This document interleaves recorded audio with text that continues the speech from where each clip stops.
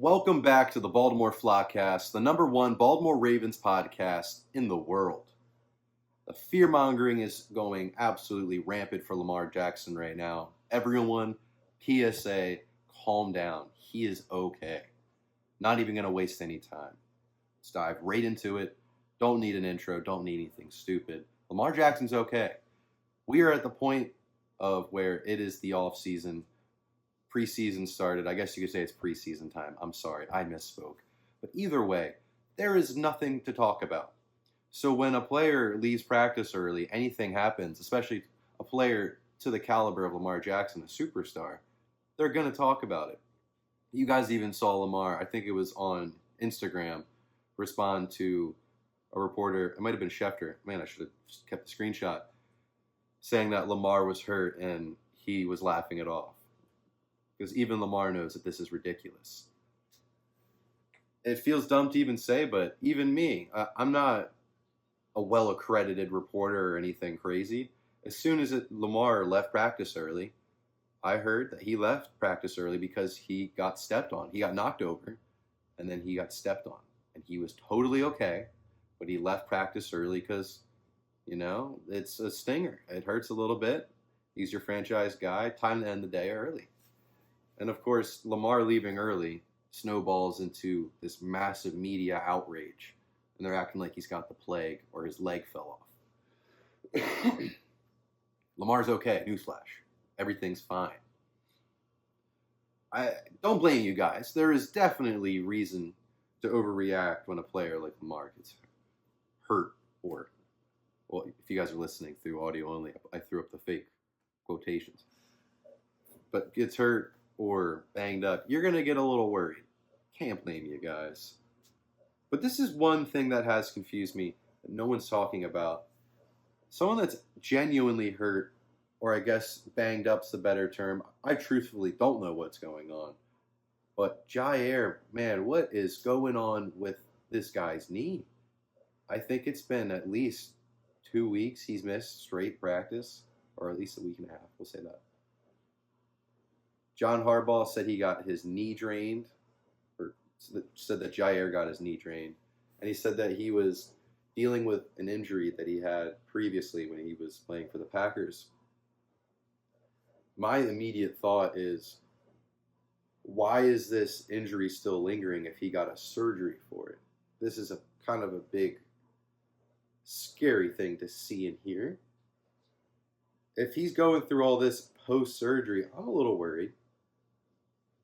And I feel bad because I kind of shook off all the Packers fans in the Ravens comments when we got Jaire saying, yeah, he's only going to play in like 5 games, so don't get super excited. I'm getting a little worried that they might be right. But at the same time, our secondary is incredibly deep with amazing players. So I guess it isn't the end of the world, of course. But man, I really hope a guy like Jaire is healthy and he's going to be playing. You just got to hope and pray, especially a big flashy signing like Jaire and a good friend of Lamar's, because it makes it more fun, to be honest with you. Kind of miss the days when we had Mark Ingram. He didn't come in as a friend of Lamar, but the chemistry, the hype, just everything about having that. I'm not saying Jaire Alexander's Mark Ingram, but you guys get what I'm putting down. But man, I'm not quite too sure what's going on with Jaire. I'm pretty worried about it. I'm not pressing the panic button for everyone saying we need to start screaming and freaking out about this, but we need to temper expectations and be a little bit worried about Jaire. Because let's be honest, how many games has he played in the past couple of years? Don't look at it. It's not good. If you want to ruin your day, look up that number. It's a bit troubling. Man, we're really starting off scary with the injury talk here. Might as well keep it rolling. With injuries that have been happening recently, especially over the past couple of years, it has brought the national media to the discussion of, should we just kill preseason? Is there any point of keeping it around? In all my life, I've battled and I said preseason's 100% worth it. You need it for guys that are on the bubble, like undrafted rookies that would never make the team. I don't know anymore, man. We have these guys getting paid so much. Is it? They're not even really playing in most of the games. Like, Lamar hasn't done anything in preseason for the most part. Most of the team hasn't done anything. The only ones on defense that play that really matter are the rookies. That makes sense. Are we actually doing it for those guys? Because I would like to think if we just had a normal camp and a normal off season, the dudes that were undrafted rookies or dudes that are on the bubble that wouldn't have made the team, you would think previously, them having like a good camp in preseason would push them on. I think just having that camp alone, you don't need the preseason. You have joint practices. It kind of, at this point, feels like preseason's just a money grab. My coworker brought this up, and he's not even a big football guy. And I was like, you know what? You're right. It is kind of just redundant at this point. Especially when you tune in and it's like Trey Lance going against Hendon Hooker. We don't need this. You could argue. I guess the only thing preseason's cool for, at least for me, and this doesn't even matter on the grand scheme of things for football, but just seeing quarterbacks that were good in college or guys that just never made it in the NFL, those backup quarterbacks, fight it out. But that's just for entertainment because these guys, for the most part, don't get jobs after it. I mean, some do, but it's not from their preseason performance. You know, when Baker was benched and sent into the shadow realm and was kicked around for a little bit, it's not like a team was calling him up and was like, oh my God, Baker Mayfield did so good in the week 2 of preseason. That's why we at Tampa know that he's our guy. Of course not. That was not why. I think we got to take a step back here and realize that preseason is just redundant, as I said earlier. It's stupid. Look at college football. You don't have preseason. They're totally fine. They have their fall camp, everything just like the NFL, but no preseason. Yeah, they have a spring game, but that's against their own team. There's no need. You could argue about 10 years ago and say that there's technically maybe one preseason game for like big Power 5 schools. SEC teams used to do it a lot, where, for example, it would be Alabama week 1 playing against Mercer or something. But now we have all these good teams playing each other. We got Ohio State and Texas week 1, we got LSU, Clemson, Alabama's playing against Florida State. That game was scheduled when Florida State was good. It's not looking as good anymore. But there's preseason, or they don't call it preseason games, but you know, those easy layup games just aren't a thing anymore. So if it's not even a thing in college, why are we still doing regular, genuine preseason in the NFL? I think we should just get rid of preseason and raise the NFL season to a total of 18 games. Don't want to get on the slippery slope about the Pro Bowl. We can maybe talk about that in another episode when it's time. But there's a lot of things we can change with the NFL. And I know they would love to add another game for money-wise, but the 18-game season is definitely something I would love to see. I know the players don't want to see it because of their bodies, but and them getting hurt. You get paid so much. I'm sorry to be a dick, but you got it, man. It's not like we're asking you to play 82 games in the NBA. 18-game schedule, maybe 2 buys. Maybe we don't even make anything too crazy. But we'll save that for another episode. Let's get back to the Ravens here. The hate for Falele has been absolutely insane. I defended him a few episodes ago. And I would like to say that I'm sorry for defending him. I'm not going to be like these other guys and completely trash Daniel Falele, but because of Daniel, right guard's the weakest spot on our team. That guard position's not looking good right now. If I were the GM and we had the same exact team and nothing changes, like, in that sense, I'm saying no one comes up out of nowhere, or we trade, or I don't know. Seeing unforeseen circumstances. Guard's going to be our number 1 target in the draft and free agency. I was looking at work today. Like, man, if we tried to fix this hole now, could we trade for a guard? That really doesn't happen. You don't see good guards get traded, especially a caliber that we would need. That's more of a free agency thing, or you just roam through the draft. I don't see the Ravens trading for a guard. It's definitely not going to happen, or at least a guy that will make an impact. So we just got to buckle down. Flele is going to be our guy. If he gets benched, it's not going to get much better. It's going to be Ben Cleveland. But at the same time, everyone's worried about who we're going to play at guard and saying, Falele's too big. He's not a true natural guard. We got to start Cleveland. You guys need to stop thinking with such tunnel vision. Yes, Falele is a huge player to play guard. He was a tackle in college.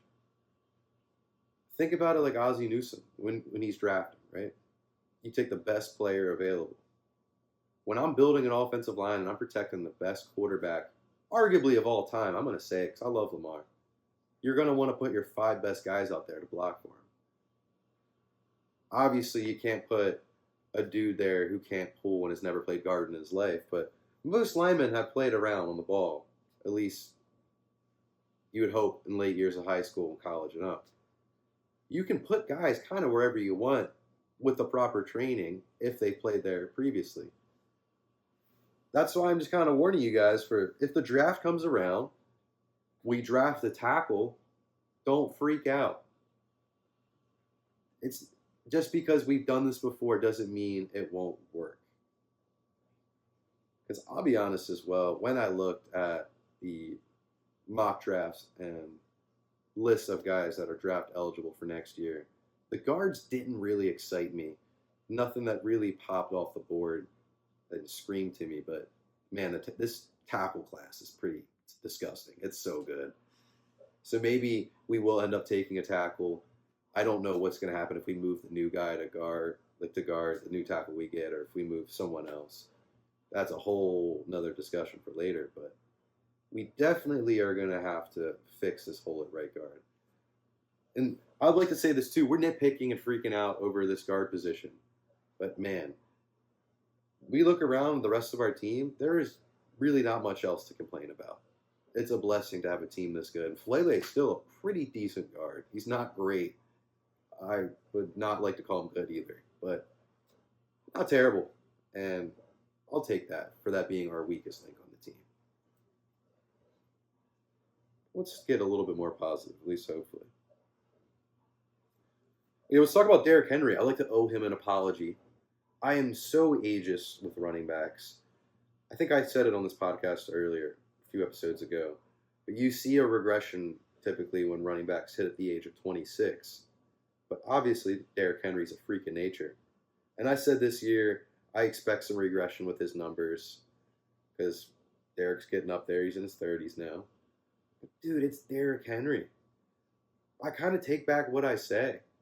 There was a lot of moments where I feel like Derrick could have done more last year. And now with this offense taking it up to the next gear and adding guys like DeAndre and just having another year together, this will be Derrick's second year with Todd and the boys. I think Derrick might have a better season. This dude could rush for 2K. I'm tired of doubting him. Derrick Henry is one of the greatest running backs of all time. I would like to say, I apologize, Derrick. Maybe we should smash the overs on Derrick Henry. This made me realize all this because we had our fantasy draft coming up. It'll be, I guess, tonight when this episode comes out. We're drafting after the Ravens preseason game. But yeah, I was looking at the boards, and I saw that Derrick Henry's kind of projected between 7 to 9, late first roundish area. Man, that feels so criminal. In our family league, at least, I'm only in one redraft league. But I have the second pick, so there's not much thinking I really have to do there. But then my girlfriend's later in the first round, and I was talking to her like, wow, that is crazy. You have a late first round pick, and you're going to get a guy, Derrick Henry, who can possibly have a better year than he did last year. And that was an insane season. So if you guys haven't drafted yet, ignore what I said in the early episodes. Trust Derrick Henry until he can prove us wrong. And you know what? If it doesn't work out, you can get Keaton Mitchell off waivers. Maybe don't fully invest in the Ravens offense. We'll talk about fantasy a different day. I'm not a fantasy podcaster, but I'm pretty decent at it. Not podcasting, fantasy, that is. But yeah, speaking of game 3 for the Ravens preseason game, I guess it's tonight when this episode comes out. No one's playing. It's going to be hard to even watch it, at least for me. I'll have my fantasy draft right after the game ends. I'll still watch it, of course, because it'll be a crime for me not to. But I'm going to warn you guys. If you're more of a casual fan, you got stuff to do, don't watch it. Literally no one is playing in this game. Not a single soul. It's our final preseason game, and it's just the guys on the bubble, the camp bodies, just dudes that are either fighting for a job here or jobs elsewhere. So if you need to take this one off, it's definitely okay.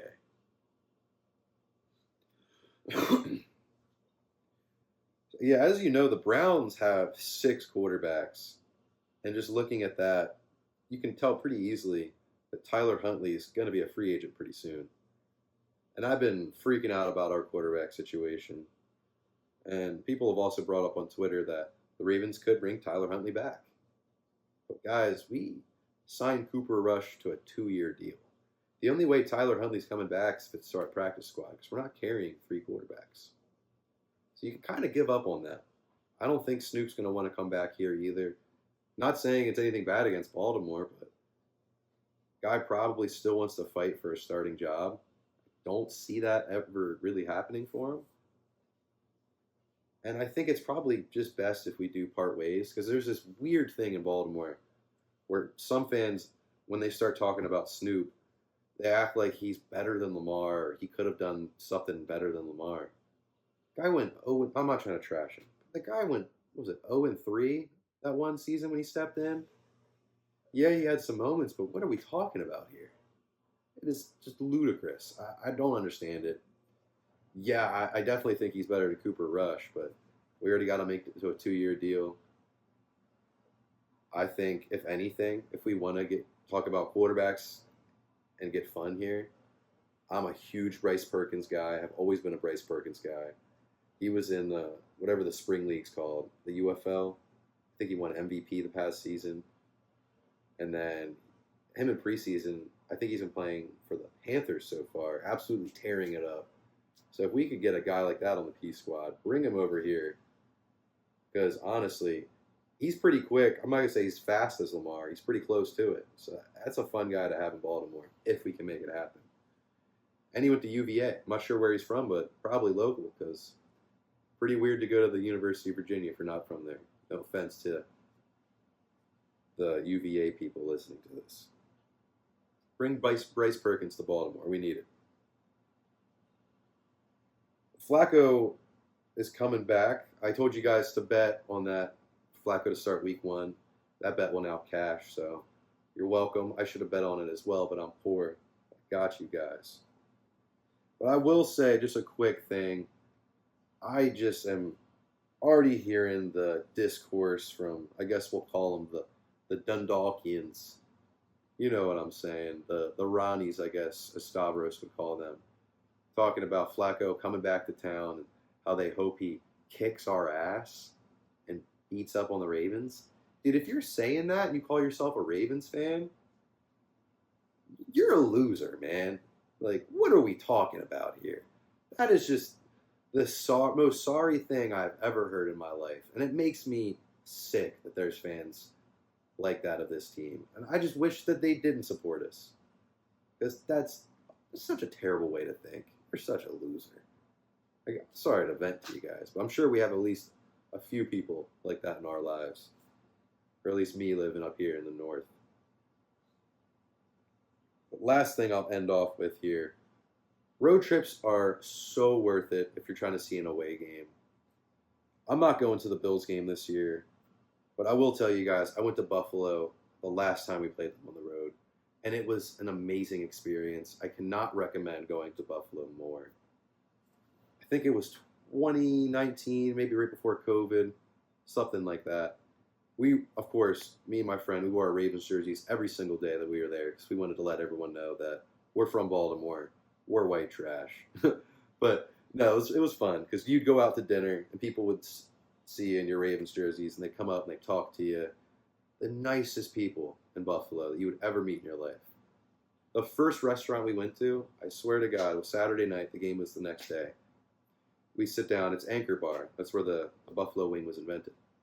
We sit down, and these guys come up, and he's talking to us, and he was like, yeah, you guys going to a tailgate, or do you have anything planned? And we said, no, it's just the two of us. Come up here. First time in Buffalo. And right away, he invited us to his tailgate. He said, come out here, 6 in the morning. We'll be out there. We got beers. We got food. All you can eat, all you can drink. We got you. And we thought he was kind of just joking at first, but he was genuine about it.